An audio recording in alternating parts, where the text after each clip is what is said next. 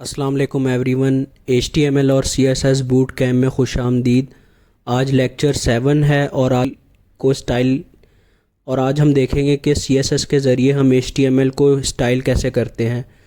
पिछले लेक्चर में हमने सीखा था कि CSS फ़ाइल कैसे बनाते हैं और CSS लिखने के 3 तरीके कौन से हैं।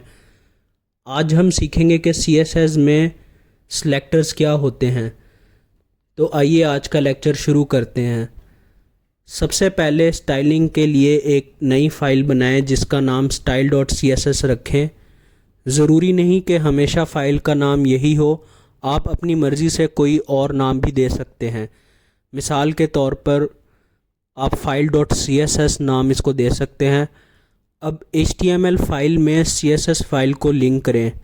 लिंक टैग का इस्तेमाल करें क्योंकि फ़ाइल का नाम style.css नहीं है बल्कि file.css है, तो लिंक में सही नाम देना ज़रूरी है ताकि फ़ाइल सही तरीके से कनेक्ट हो।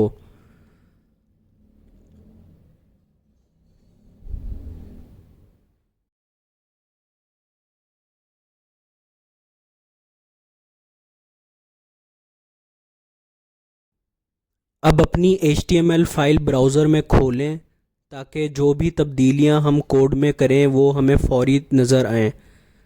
अभी ये फ़ाइल बिल्कुल ख़ाली है। मैं इसका टाइटल basic.css रख रहा हूँ।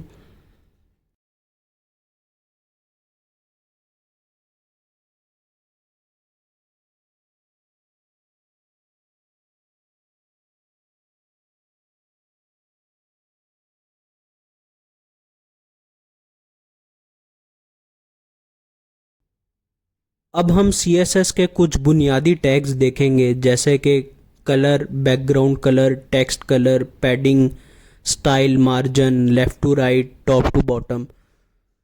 अगर हम लेंथ बढ़ाना चाहते हैं या कलर ऐड करना चाहते हैं या साइज़ को कम या ज़्यादा करना चाहते हैं तो इन सब चीज़ों के लिए हम यही टैग्स इस्तेमाल करेंगे। अब विजुअल स्टूडियो कोड में जाएं, बॉडी में H1 टैग लिखें और इसमें माई इंट्रोडक्शन लिखें। फ़ाइल को सेव करें और ब्राउज़र में चेक करें।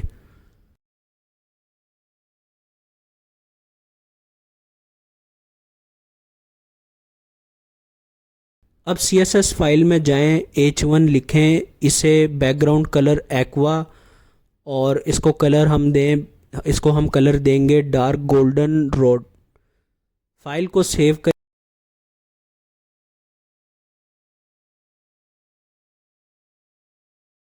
और देखें ये तब्दील हो चुकी है। तो हमने कलर और बैकग्राउंड कलर के बारे में सीखा। स्टाइल और पैडिंग के बारे में हम पिछले लेक्चर में बात कर चुके हैं। मार्जिन पहले भी पढ़ चुके हैं हम। आज के लेक्चर में हम आगे बढ़ेंगे और राइट टू लेफ़्ट और टॉप टू बॉटम की बात करेंगे। अब CSS के बुनियादी टैग्स को समझते हैं। हमारे पास एक बॉडी टैग है और हम इस पर स्टाइलिंग लगा रहे हैं जैसे कि font family, text align centre, background colour और पैडिंग। मैं अब आपको दिखाता हूँ कि टेक्स्ट को सेंटर में कैसे लाएं। CSS फाइल में H1 को टेक्स्ट अलाइन सेंटर दें, सेव करें और चेक करें। अब हेडिंग सेंटर में आ गई है। इसे पैडिंग 20 पिक्सल भी दें, सेव करें और देखें पैडिंग भी लग गई है। ये सब चीज़ें हमने स्लाइड के मुताबिक अप्लाई की हैं। अब हम फ़ॉन्ट फैमिली का इस्तेमाल भी देखते हैं।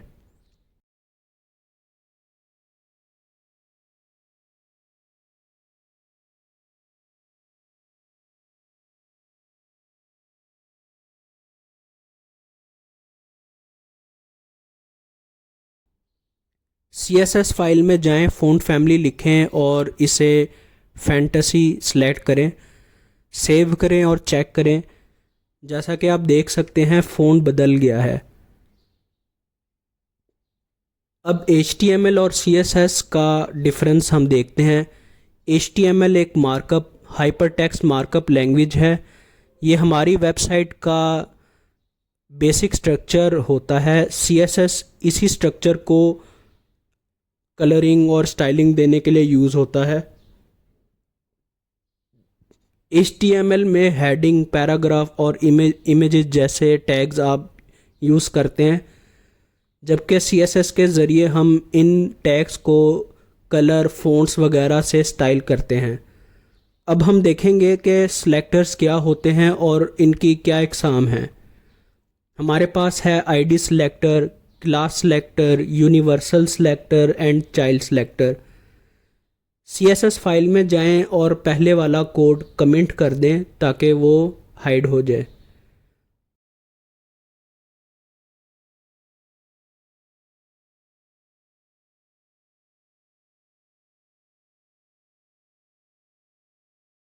अब HTML फाइल में जाएं। हमें दो काम करने हैं, एक ID बनानी है और दूसरा क्लास। H1 टैग में ID is equal to red लिखें और साथ में क्लास भी दें।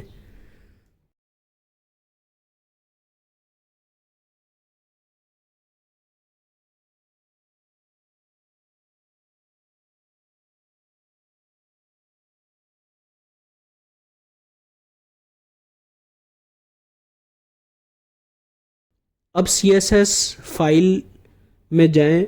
ID को टारगेट करने के लिए हम हमेशा हैश इस्तेमाल करेंगे, मसलन हैश रेड। क्लास को टारगेट करने के लिए हम डॉट इस्तेमाल करेंगे, मसलन डॉट क्लास नेम। ID का नाम लिखें, फिर उसको बैकग्राउंड कलर दें और फिर कलर दें। सेव करें और चेक करें।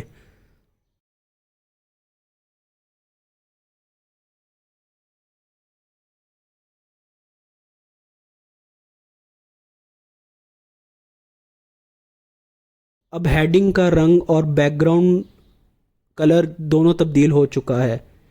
इसी तरह हम ID और क्लास से HTML टैग को स्टाइल दे सकते हैं। अब हेडिंग टैग को कॉपी करें और दोबारा 2 दफ़ा मज़ीद पेस्ट करें।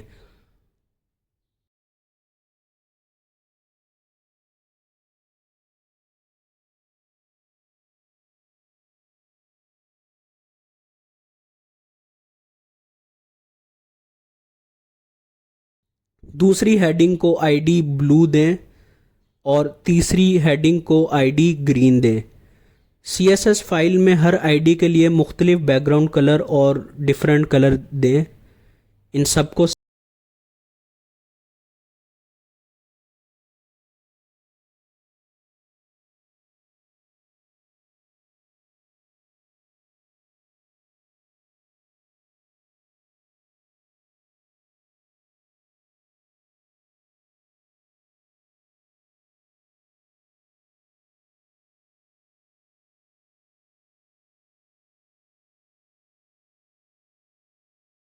सेव करें और चेक करें।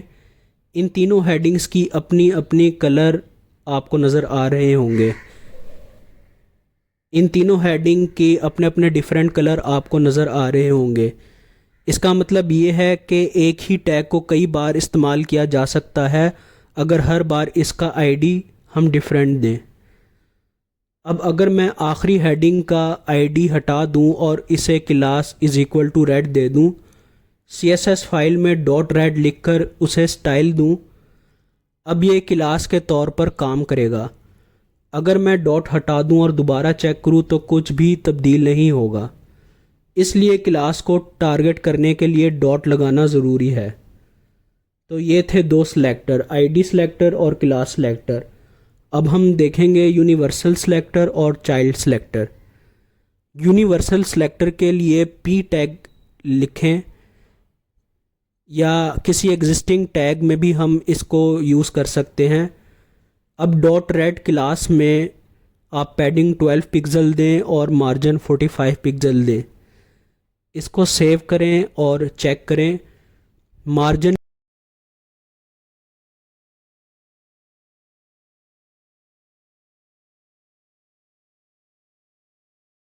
की वजह से एलिमेंट सेंटर में आ गया है।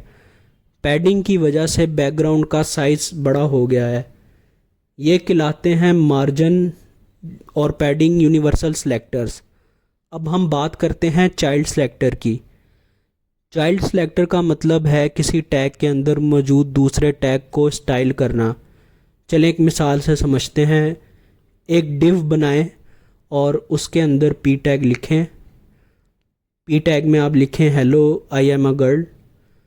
अब अगर मैं चाइल्ड सेलेक्टर इस्तेमाल करना चाहूँ CSS फाइल में, तो div p लिखें और उसे बैकग्राउंड कलर ग्रे दे दें और इसको कलर डीप पिंक दे दें।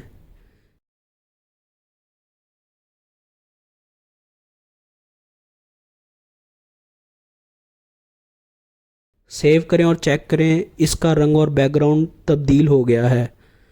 तो चाइल्ड सेलेक्टर इस टैग की बात करता है जो दूसरे टैग के अंदर हो, जैसा कि p जो div के अंदर है। इस तरीके से हम अंदरूनी टैग्स को भी स्टाइल दे सकते हैं। तो ये वो सब बेसिक सेलेक्टर्स थे जो हमने आज सीखे। मुझे उम्मीद है कि आपको सारे कॉन्सेप्ट समझ आए होंगे। आज के लिए बस इतना ही। मैं आपसे अगले लेक्चर में मिलूँगा। अल्लाह हाफिज़।